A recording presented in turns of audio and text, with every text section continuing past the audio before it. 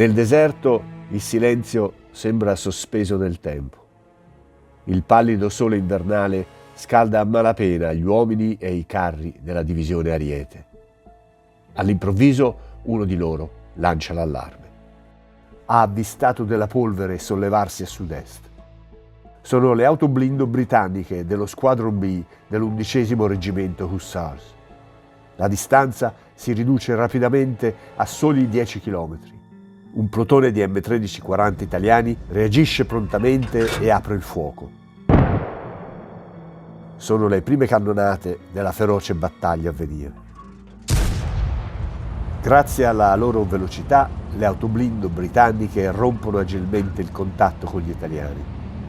Il primo tentativo di penetrare le linee dell'asse è stato sventato, ma questo non è che l'inizio.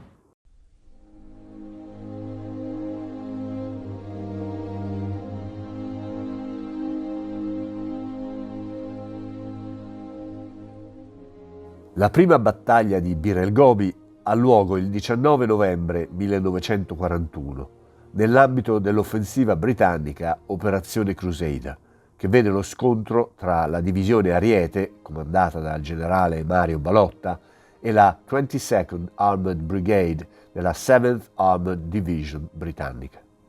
Il 15 novembre 1941 il generale Claude Auchinleck, comandante dell'8ª Armata britannica, dà il via all'operazione Crusader, che ha lo scopo di costringere l'armata italo-tedesca a togliere l'assedio a Tobruk e, possibilmente, di respingerla fuori dalla Cirenaica. L'8ª Armata è articolata sul 13° Corpo, che include alcune unità di fanteria, e sul 30° Corpo, che comprende anche la 7ª Divisione Corazzata, veterana della Guerra del Deserto, facendo parte della Western Desert Force che, poco meno di un anno prima, ha sconfitto la 10ª Armata italiana nell'operazione Compass. Il piano britannico è di aggirare da sud le posizioni italo-tedesche con la 7ª Armored Division, per poi prendere al rovescio le forze che assediano Tobruk. Negli stessi giorni Rommel sta progettando un nuovo attacco su Tobruk. Quindi raduna le forze corazzate tedesche del Deutsches Afrikakorps a nord-ovest, fra Tobruk e il confine egiziano in prossimità della costa. L'Ariete, in questo piano, ha il compito di fronteggiare il 13° Corpo, quindi con fronte ad est coprendo il nodo stradale di Bir el Gobi, da cui partono le carovaniere verso Bir al-Kheim a nord-ovest, Girabub a sud, Sidi Omar a sud-est, El Adem e successivamente Tobruk a nord. In totale i britannici hanno 150 carri MK6 Crusader e un numero imprecisato di autoblindo. Il 15 novembre l'Ariete, che fronteggia il 30° Corps e che quindi ha il fronte verso est, è fatta ruotare con perno su Bir el Gobi, al centro dello schieramento in direzione sud, dato che sono stati rilevati concentramenti di truppe britanniche appartenenti alla 7th Armored Division nella zona della ridotta Maddalena. A questo punto la difesa è riorganizzata su una linea di capisaldi tenuti dai bersaglieri, appoggiati direttamente da cannoni 47-32 e mortai da 81 mm, con l'appoggio indiretto dell'artiglieria divisionale da 75-27. La costruzione delle opere di fortificazione dei capisaldi inizia immediatamente e prosegue fino a mezzogiorno del 18. La 7th Armored Division è su 3 brigate corazzate, 7th, 4th e 22nd Armored Brigade, quest'ultima distaccata dalla 1st Armored Division. Di queste, la 4th muove direttamente a nord delle basi di partenza, in appoggio diretto all'avanzata del 30° Corps. La 7th punta su Sidi Razeg, dove si trovano le basi aeree dell'asse, e la 22nd, immediatamente a sinistra della 7th, muove direttamente verso Bir el Gobi per respingere l'Ariete e prendere al rovescio la 21ª Panzer.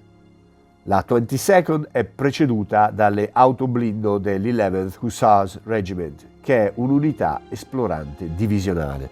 Alle 14 del 18 novembre Le autoblindo britanniche del Squadron B dell'11th Hussars sono avvistate a circa 10 km a sud-est di Bir el Gobi da un plotone di M1340 che, serrate le distanze, apre il fuoco sui britannici. Le autoblindo, grazie alla loro maggiore velocità, rompono agevolmente il contatto con gli italiani. Il tentativo britannico di far affluire una sezione del Royal Horse Artillery per permettere alle autoblindo di proseguire la ricognizione è impedito dal sopraggiungere dell'oscurità. Intanto una formazione aerea nemica bombarda il grosso dell'Ariete, provocando alcuni feriti e la distruzione di un trattore del 132° Reggimento Artiglieria.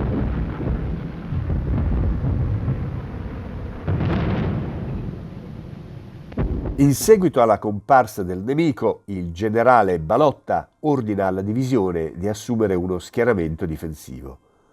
La linea del fronte tenuto dai bersaglieri viene accorciata, mentre i 5 pezzi della Millimart sono schierati subito a nord di Bir el Gobi e il 132° Reggimento Fanteria Carrista è schierato a 6 km a nord-ovest di Bir el Gobi, in posizione per un eventuale contrattacco ed in copertura della carovaniera per El Adem.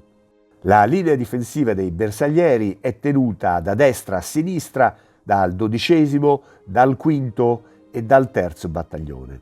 La mattina del 19 novembre la 22nd Armored Brigade si muove verso Bir el Gobi, schermata dalle autoblindo dell'11th Hussars, ma vengono attaccate dalla 3ª compagnia del 7° battaglione Carri M, appoggiata da una sezione da 75-27, che mettono in fuga i britannici.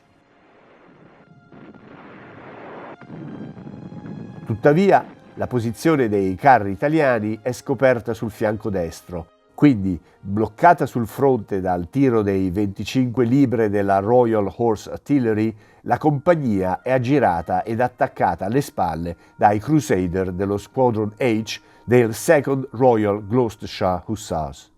In questo scontro, dopo la perdita di 3 M1340, i carri italiani ripiegano sulle proprie linee insieme alla sezione di artiglieria, con la perdita di ben 3 ufficiali.